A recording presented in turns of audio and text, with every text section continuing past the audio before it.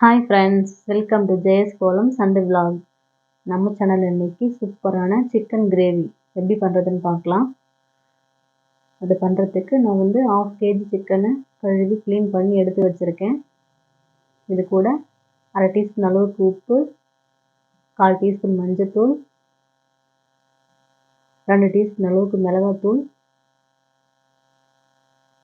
அது கூட 1 டீஸ்பூன் இஞ்சி பூண்டு பேஸ்ட் சேர்த்துக்கோங்க.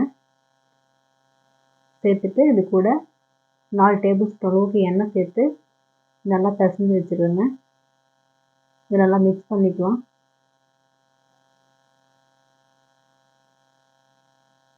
இந்த மாதிரி நல்லா மிக்ஸ் பண்ணிவிட்டு இது ஒரு 10 நிமிஷம் அப்படியே இருக்கட்டும்.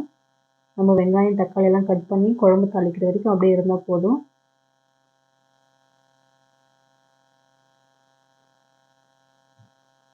இந்த மாதிரி நல்லா மிக்ஸ் பண்ணிவிட்டு அப்படியே வச்சுருங்க. ஸோ அடுப்பை பற்ற வச்சு கடாயை வச்சுட்டு தேவையான அளவுக்கு எண்ணெய் சேர்த்துக்கோங்க. எண்ணெய் சூடான பிறகு சின்னதாக ஒரு துண்டு பட்டை, 1 ஏலக்காய், 3 லவங்கம், 1/2 டீஸ்பூன் சோம்பு சேர்த்து பொரியட்டும். பொரிஞ்ச பிறகு ஒரு கொத்து கருவேப்பிலை சேர்த்துக்கோங்க. அது கூடவே பொடியை கட் பண்ண 2 வெங்காயம் சேர்த்துக்கோங்க. சேர்த்துட்டு இது நல்லா கோல்டன் ப்ரௌன் கலரில் வர வரைக்கும் நல்லா வதக்கி விட்டுக்கலாம். அடுப்பு மிதமான தீயில வச்சு இது நல்லா வதக்கி விட்டுக்கோங்க. இந்த அளவுக்கு வெங்காயம் வதங்கின பிறகு நம்ம மேரினேட் பண்ணி வச்சுருந்தா சிக்கனை சேர்த்துக்கலாம்.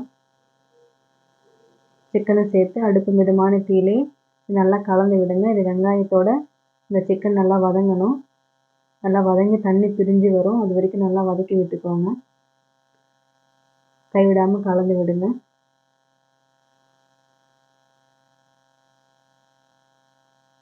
இந்த அளவு கலந்துட்டு நம்ம ஏற்கனவே உப்பு சேர்த்துருக்கோம். அது பத்தாது, இன்னும் கொஞ்சம் உப்பு சேர்த்துருக்கேன் நான்.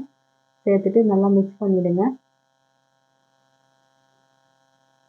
நல்லா கலந்து விட்டு சிக்கனில் இருக்கிற தண்ணி எல்லாம் பிரிஞ்சு வரணும். அது வரைக்கும் நல்லா வதக்கி விட்டுக்கோங்க. இந்த அளவுக்கு நல்லா வதங்கின பிறகு மீடியம் சைஸில் 2 தக்காளி பொடியை கட் பண்ணி சேர்த்துக்கோங்க.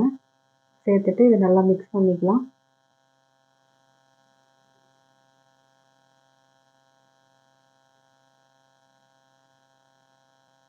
நல்லா மிக்ஸ் பண்ணிவிட்டு தக்காளி இருக்கிற தண்ணி எல்லாம் பிரிஞ்சு வரும். ஒரு 5 நிமிஷம் அப்படியே மூடி வச்சுருங்க.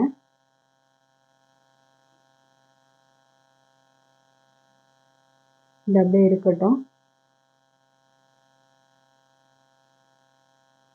5 நிமிஷம் ஆயிடுச்சு. பாருங்கள், தக்காளியில் இருக்கிற தண்ணி எல்லாம் பிரிஞ்சு வந்திருக்கு.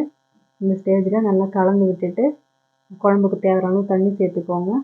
தண்ணி சேர்த்து கலந்துட்டு அப்படியே மூடி வச்சுருங்க. சிக்கன் நல்லா வேகட்டும். இடையில கலந்து விட்டு சிக்கன் நல்லா வேகிற வரைக்கும் நல்லா கொதிக்க வச்சுக்கோங்க.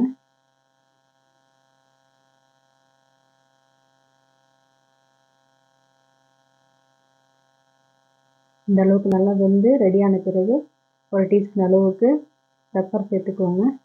மிளகுத்தூள் சேர்த்துட்டு இது ஒரு முறை அப்படியே நல்லா கலந்து விட்டுருங்க.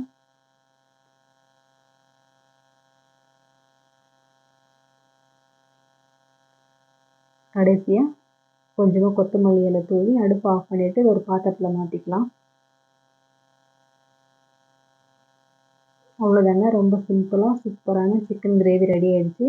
இது சப்பாத்தி, தோசை, இட்லி, சாதத்தோடு சாப்பிட்றதுக்கு ரொம்ப நல்லாயிருக்கும். கண்டிப்பாக ஒரு முறை ட்ரை பண்ணி பாருங்கள். இந்த வீடியோ உங்களுக்கு பிடிச்சிருந்துச்சுன்னா லைக் பண்ணுங்கள், ஷேர் பண்ணுங்கள், கமெண்ட் பண்ணுங்கள். மறக்காமல் சப்ஸ்கிரைப் பண்ணுங்கள்.